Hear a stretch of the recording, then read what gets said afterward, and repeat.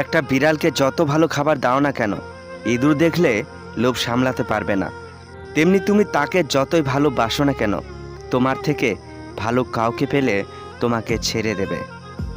পৃথিবীটা এমনই, যখন কাউকে গুরুত্ব দিতে শুরু করবে তখনই সে তোমাকে অবহেলা করতে শুরু করবে, আর যখন গুরুত্ব দেবে না তখন বলবে তুমি স্বার্থপর। জীবনে কখনো কাউকে পাওয়ার জন্য কাঁদবে না, কারণ যার জন্য তুমি কাঁদবে সে কখনোই তোমার হবে না, আর যে তোমার হবে সে কখনো তোমাকে কাঁদতে দেবে না। চাহিদার বেশি কারো খোঁজ খবর নিতে যাবে না, তাহলে তার দাম বেড়ে যাবে, আর তখন তুমি নিজেই কষ্ট পাবে।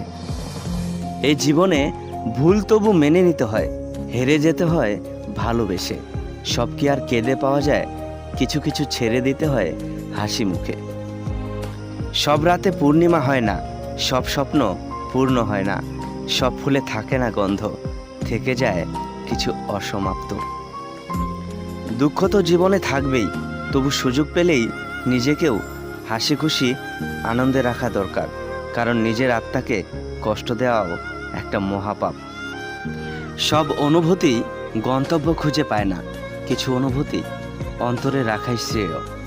সব দুঃখ প্রকাশ করতে নেই, তার চেয়ে গুমরে কেঁদে নেওয়াটাই ভালো।